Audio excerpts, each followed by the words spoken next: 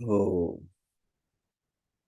वैदिकी अमृत ध्यान साधना प्रभात सत्संग में आप सभी साधक साधिकाओं का हार्दिक स्वागत है। आइए पूर्व की भांति आज के ब्रह्म मुहूर्त में, आज की ब्रह्म वेला में भी हम उन महान प्रभु पार ब्रह्म परमेश्वर के, जगदाधिपति जगदीश्वर के महान दिव्य स्वरूप का ध्यान करते हुए अपने अंतःकरण को, अपनी आत्मा को, अपनी भावनाओं को पावन करें, प्रभु से जोड़ें। जीवन और जगत में, शरीर और संसार में भगवान की महती महिमा का, करुणा का, व्यवस्था का, उनकी सृजन सृष्टि का अपने ज्ञान चक्षु से ध्यानस्थ होकर अवलोकन करें। प्रभु महान है, उनकी रचना महान है, उनकी व्यवस्थाएं अद्भुत है और उनकी करुणा अपरंपार है। जब हम उनकी सृष्टि को देखते हैं, उनकी बनाई जगत पर विचार करते हैं, तो हमारे अंदर भगवान के प्रति सहज ही भक्ति के भाव, श्रद्धा के भाव, आदर के भाव उमड़ने लगते हैं और हमारे अंतःकरण का शोधन करने लगते हैं।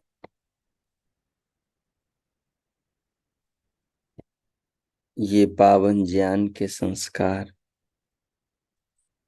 अंतःकरण को भी पावन कर देते हैं और साधक की दृष्टि और निर्मल, स्वच्छ और पवित्र बन जाती।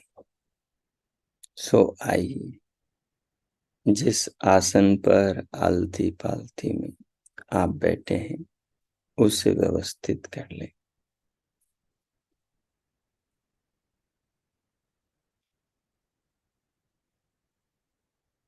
उसे व्यवस्थित कर लें। कमर, पीठ और गर्दन को सहज रखें, सीधा रखें। दोनों हथेलियों को गोद में, नेत्रों को कोमलता से बंद और पलकों को सहज रखें। सिर से पांव तक, पांव से सिर तक पूरी देह को अनुभव करें। बाहर से भीतर आने वाली श्वास को, प्राणों को लंबा गहरा लयबद्ध कर दें। धीरे धीरे लें, अनुभव के साथ में, और धीरे धीरे भीतर से बाहर छोड़ें, अनुभव के साथ। धीरे धीरे लेते हुए थोड़ी देर रोकें। जब छोड़ने का मन करे तो धीरे धीरे अंदर के प्रश्वास को बाहर, प्राणों को लेते, छोड़ते, रोकते हुए प्राण पिता परमात्मा की भावना हृदय में बनाए। शरीर को अनुभव करते हुए, देह का अवलोकन करते हुए, देह निर्माता, विश्व विधाता भगवान की भावना हृदय में बनाए। दोनों कानों के आकाश में मन को ले जाकर देह के अंदर की नाद को सुनते हुए देह के हर कण को, हर अंग प्रत्यंग को बनाने वाले भगवान का भाव अपने भीतर बनाए। भ्रकुटी में दिव्य प्रकाश को देखते हुए इस प्रकार संपूर्ण शरीर के अंदर देहावलोकन करते हुए, प्राणों को अनुभव करते हुए, नाद और प्रकाश का अनुभव लेते हुए संसार में और शरीर में जो भी हमें अनुभव होगा वो सब परमात्मा के द्वारा उनकी व्यवस्था से बना हुआ होगा। तो उससे परमात्मा के भाव को जोड़ लेंगे और मानस में प्रभु का मानसिक ओम नाम का जप करेंगे। जप के साथ साथ भगवान के नाम का अर्थ सर्वव्यापक, सर्वरक्षक, सर्वांतर्यामी, सर्वशक्तिमान आदि जो भाव है उन भावों को भी अपने भीतर रखेंगे। भगवान सर्वरक्षक है, सब ओर से रक्षा करते। ये तभी हो सकता है जब वो सर्वांतर्यामी हो, सब में विद्यमान हो। ये तभी हो सकता है जब वो सर्वव्यापक हो। ये तभी हो सकता है जब वो सदा सर्वदा हो। और ये तभी हो सकता है जब वो सर्वशक्तिमान हो। भगवान इस ओम नाम के अर्थ सर्वरक्षक शब्द के भाव में भगवान का दिव्य स्वरूप साधक के ज्ञान चक्षुओं के दिव्य दर्शन में आता है और नाना अनुभूतियां देता है। एक दिव्य भावों की उड़ान में साधक को लिए जाता है। सो आई थोड़ी देर, एक आध मिनट कान को बंद कर ले, नाद को सुने। नाद को सुनते हुए पूरे शरीर को अनुभव करें। भ्रकुटी में दिव्य प्रकाश देखेंगे और भगवान के ओम नाम का नाद को सुनते हुए उस संगीत के साथ में मानस जप करेंगे। प्राणों को लेंगे, रोकेंगे, छोड़ेंगे, फिर लेंगे। अंदर की इन सारी अनुभूतियों का दृष्टा साक्षी अपने आत्मा को बनाएंगे और इन अनुभवों को लेते हुए मैं इन अनुभवों का अनुभव लेने वाला आत्मा हूं, ये जानेंगे। इन सारे अनुभूतियों का जिस शरीर से, अंतकरण से अनुभव हो रहा है, ये सारे पदार्थ और ये अनुभव कराने वाले साधन सब सर्वरक्षक परमात्मा द्वारा निर्मित है।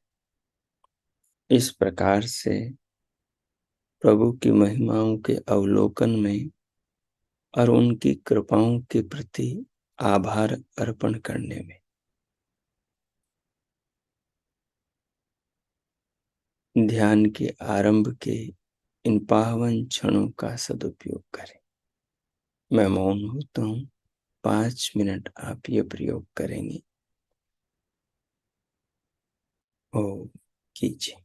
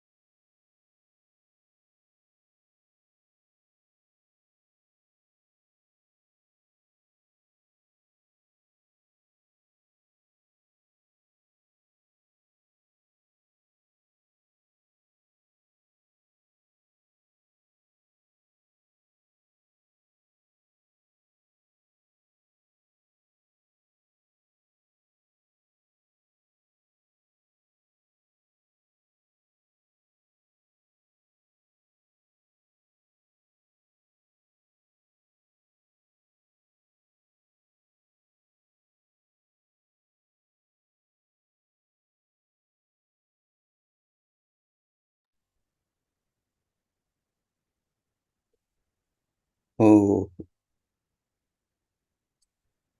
ओ इस प्रकार भगवान के निज नाम ओम का मानस जप करते हुए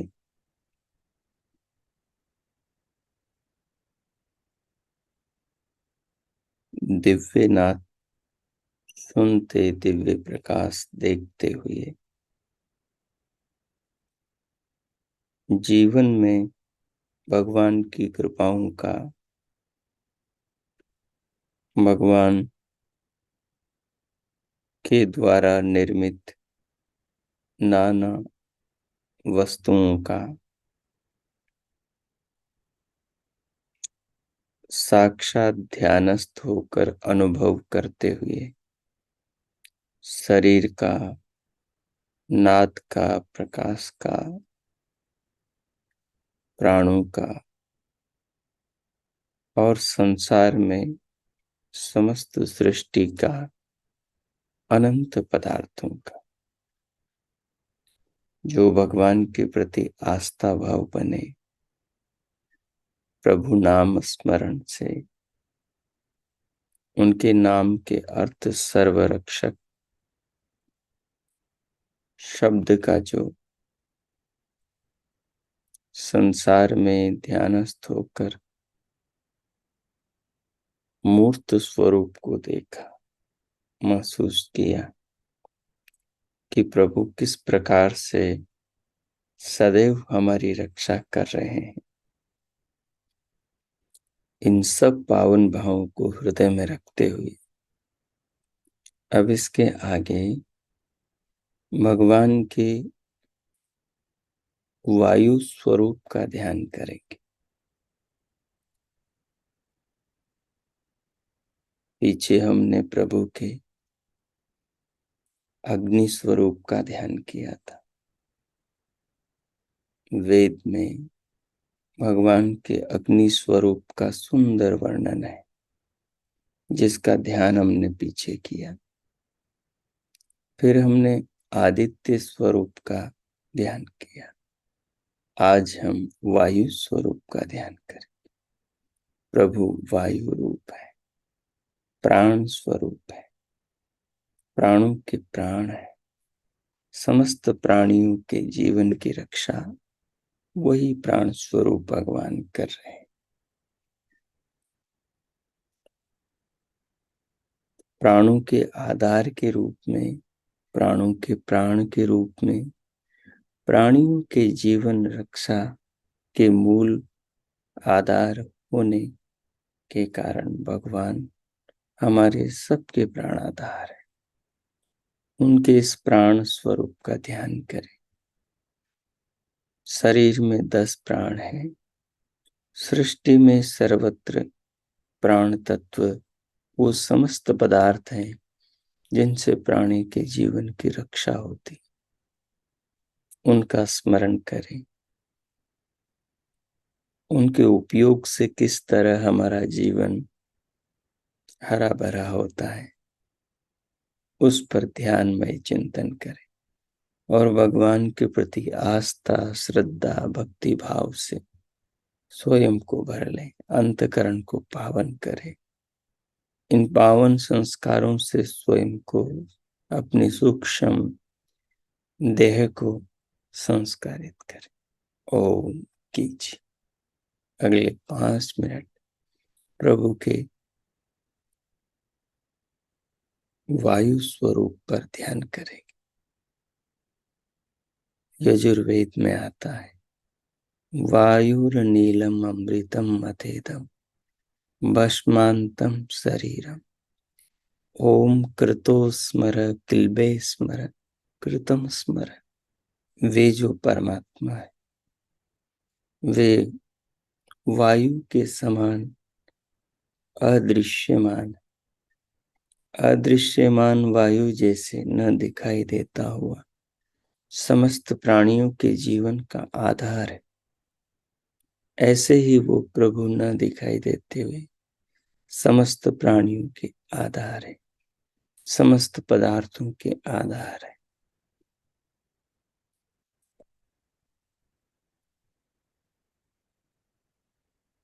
विश्व चेतना परमात्मा और देह चेतना आत्मा, ये दोनों ही अंबर है, दोनों ही अमृत तत्व है। अमृतम मथेतम। लेकिन ये जिस शरीर में रहते हैं वो शरीर नाशवान, भस्मांतम शरीरम। एक दिन वो देह नष्ट हो जाने वाला है। इसलिए क्या करें?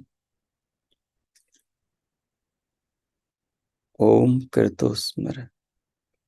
हर कर्म करने वाले कर्मशील मनुष्य को उस परमात्मा का ओम नाम से स्मरण करना चाहिए। उसने जो किया उस पर विचार करना चाहिए। वो जो कर रहा उसका ध्यान करना चाहिए। उस परमात्मा को उसकी कृतियों की ओट में सर्वत्र विराजमान ज्ञान चक्षुओं से देखना चाहिए। ओम क्लीबे स्मर। उस ओम नाम वाले प्रभु के सामर्थ्य को अखिल विश्व में देखना चाहिए, ब्रह्मांड में लोकांतरों में देखना चाहिए, शरीर के अंदर के अंग प्रत्यंगों में देखना चाहिए।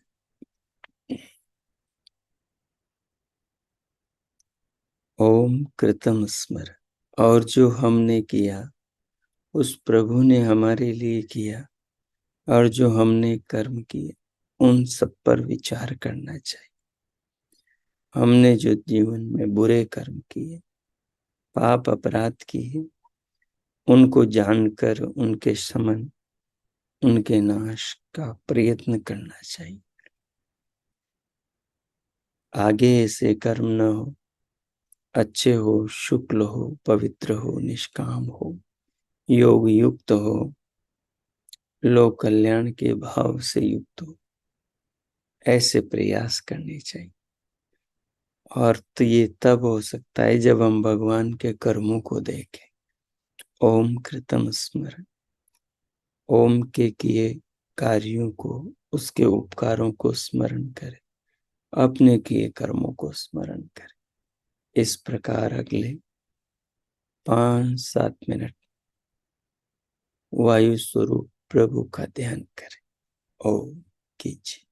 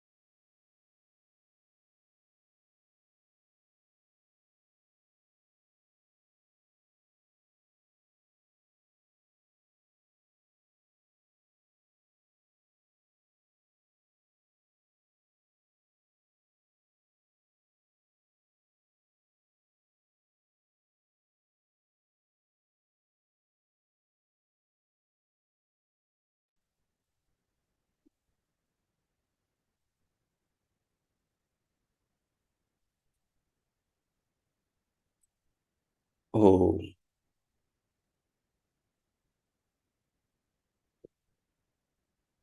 इस प्रकार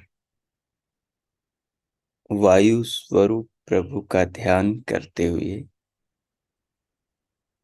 उन्हें जीवन में, अंतःकरण में, आत्मा में सर्वभाव आत्मसात करते हुए भगवान के प्रति हृदय में कृतज्ञता, धन्यवाद, उनके प्रति अपार श्रद्धा भक्ति के भाव अनुभव करते हुए अब स्वयं को भीतर से बाहर स्क्रीन पर लाएं।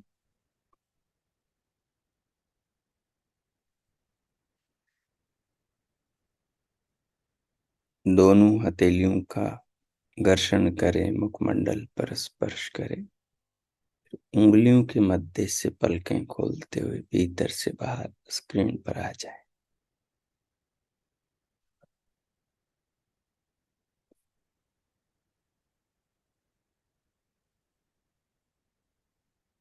ओ, देखिए, जैसा कि आपको विदित है कि हमारा ध्यान के उपरांत श्रीमद् भगवत गीता का स्वाध्याय चिंतन मनन चल रहा है। आज हमारा भगवत गीता का 5वां अध्याय प्रारंभ होगा। पीछे हमने 4 अध्यायों का अवलोकन किया, श्लोकों पर ध्यान किया, चिंतन मनन किया। अगला जो अध्याय है 5वां, उसमें कर्म संन्यास योग अर्थात कर्म योग पर विचार है। योग मार्ग अगला अध्याय है। पिछले अध्याय में कई बातें आई थी।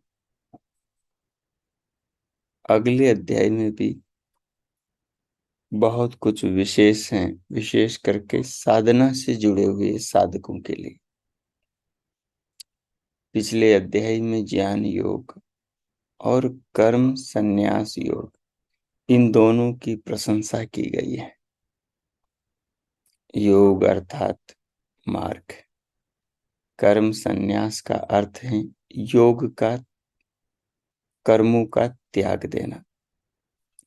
कर्मों का अर्थात कर्मों के फलों की कामना का, यानी सकामता का त्याग देना। यह एक योग हुआ। दूसरा कर्म योग, वह मार्ग है जिसमें कर्म तो किया जाता है परंतु फल भगवान के अर्पण कर दिया जाता है। दूसरा योग मार्ग ज्ञान योग हुआ, जिसमें कर्म ही नहीं किया जाता, ज्ञान द्वारा कर्म को भस्म कर दिया जाता है। तो इन्हीं 2 योगों के कारण चतुर्थ अध्याय को ज्ञान योग या ज्ञान कर्म संन्यास कहा गया। ज्ञान योग द्वारा कर्म का संन्यास, ये तात्पर्य हुआ।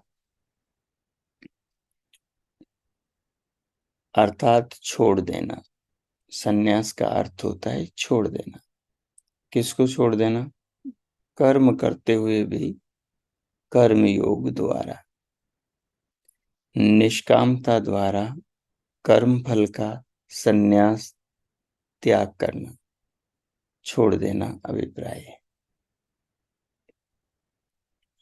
अर्जुन के हृदय में शंका हुई कि श्री कृष्ण ने तो दोनों ही की प्रशंसा कर दी, ज्ञान योग की भी और कर्म योग की भी।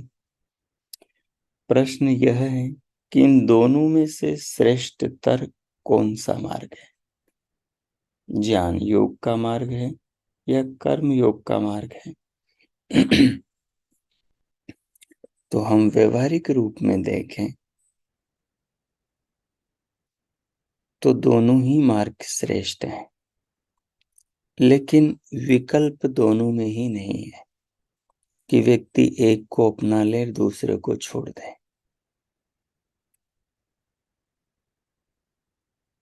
कर्म का महत्व तब नहीं रहता जब उसमें त्याग नहीं होता, तब वो कर्म नहीं, वो फिर एक प्रकार की क्रूरता बन जाता है। तब वो नाना प्रकार की बुराइयों से सन जाता है। तब वो बुरे भावों से बुरी तरह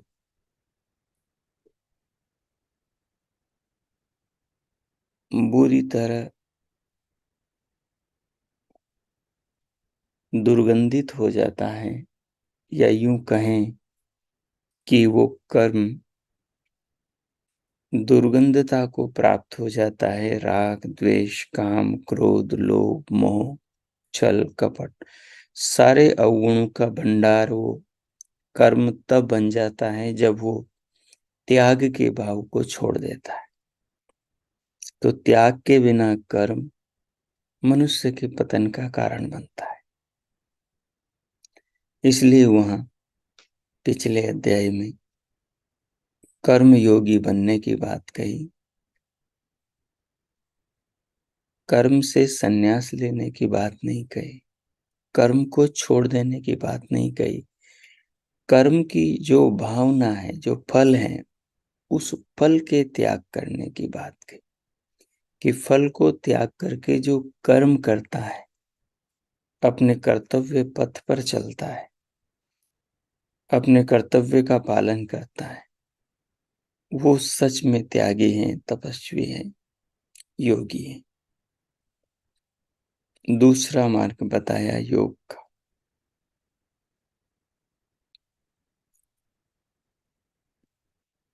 योग का अर्थ है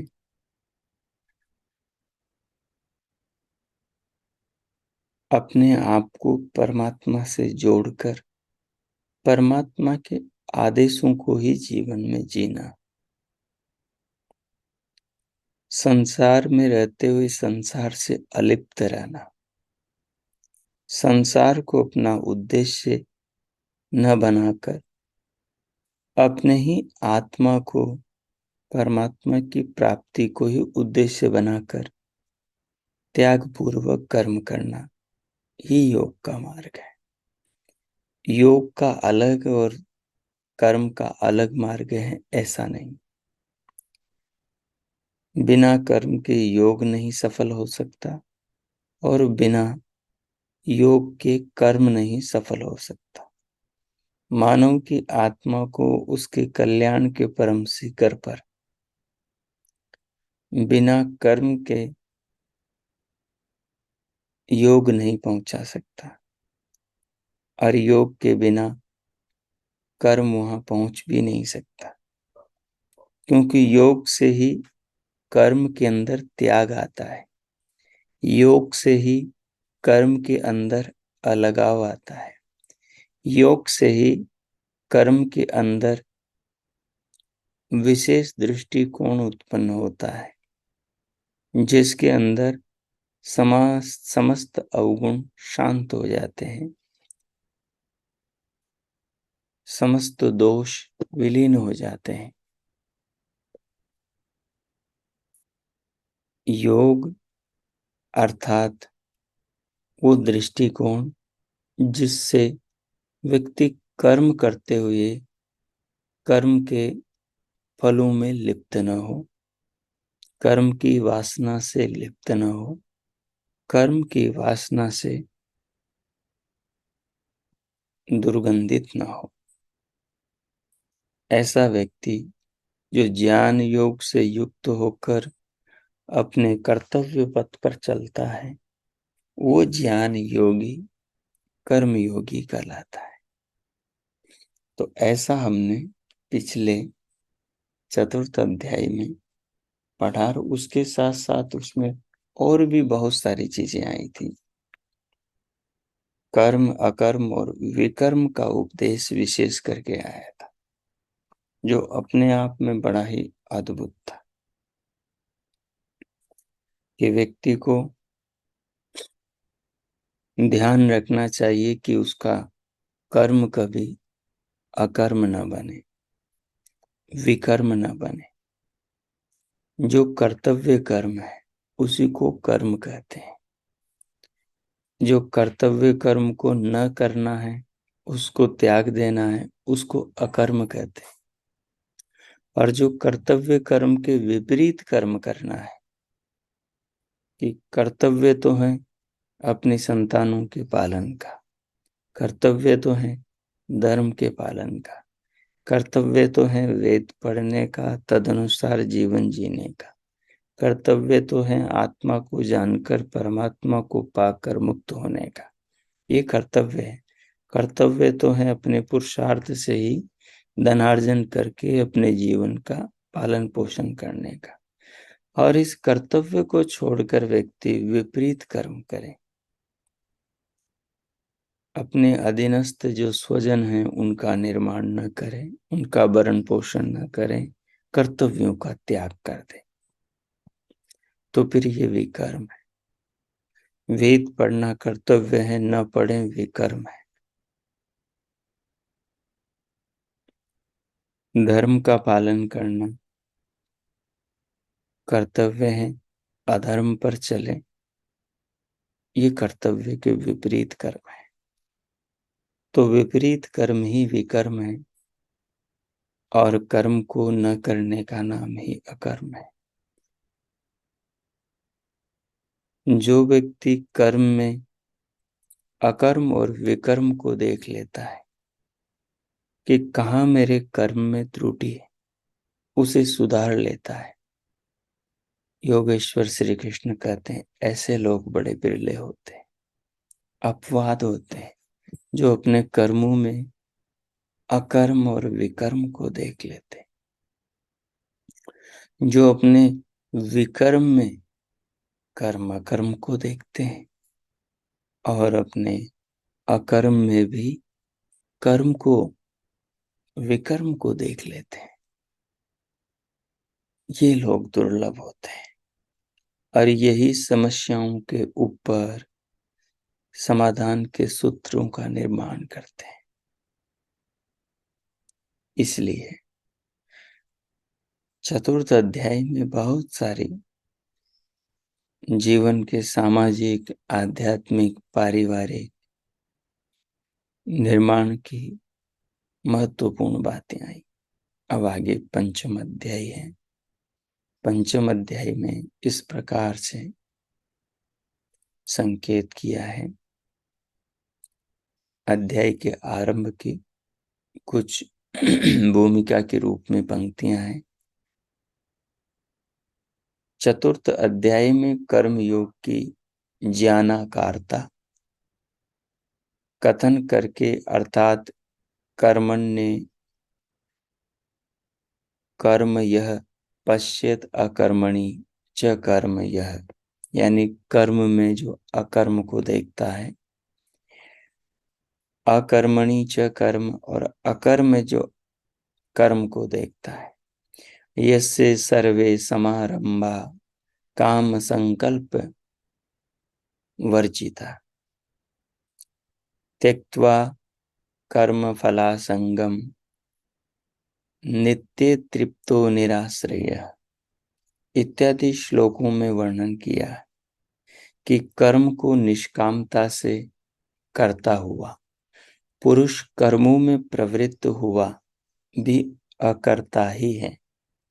अर्थात निष्काम कर्म करने के कारण प्राकृत लोगों के कर्मों के समान उसके कर्म बंधन के हेतु नहीं होते। दिखता तो है सबको वो कर्म करता हुआ सामान्य पुरुषों की तरह, लेकिन भीतर से भाव उन कर्मों के फल का नहीं होने के कारण से वो कर्मों के बंधनों में नहीं बनता। इस प्रकार कर्म योग की जानकारता कथन करके फिर ज्ञान योग को सर्वोपरि वर्णन किया। जैसा कि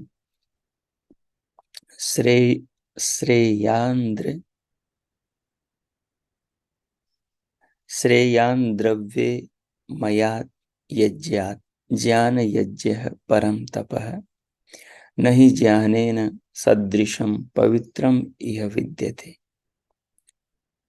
इत्यादि श्लोकों में ज्ञान को अधिक वर्णन किया और फिर अंत में जाकर योगम आतिष्ठ उत्तिष्ठ भारत अर्थात योग कर्म योग को सर्वोपरि रख दिया।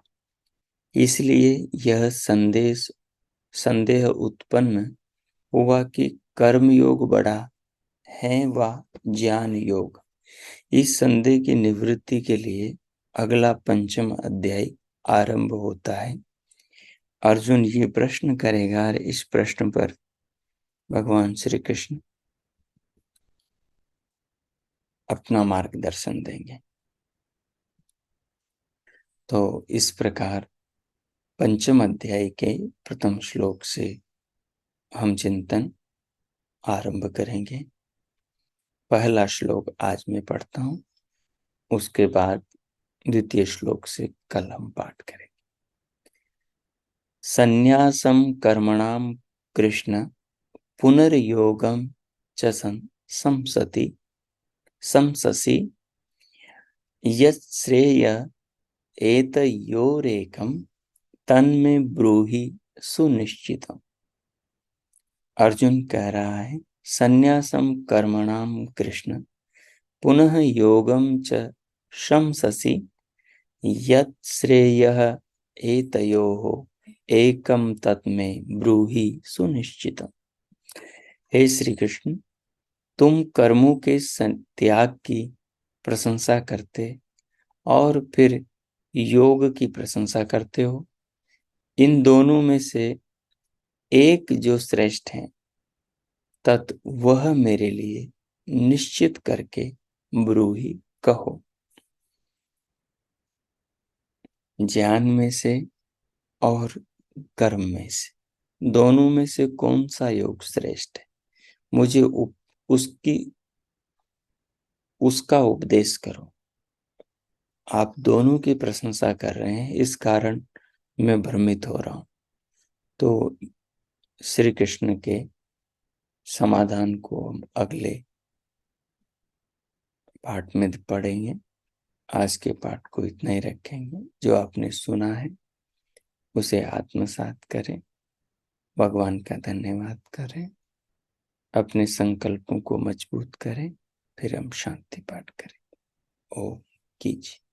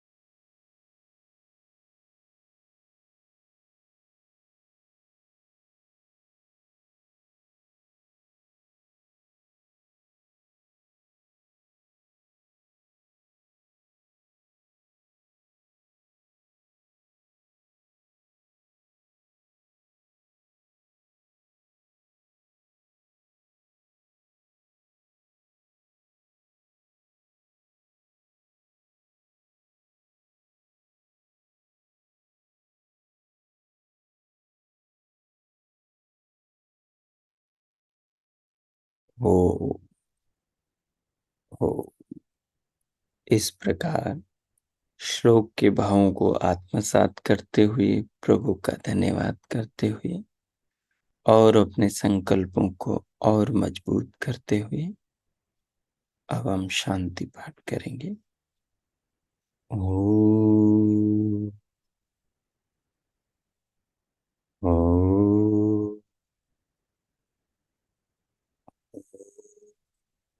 शांति शांति शांति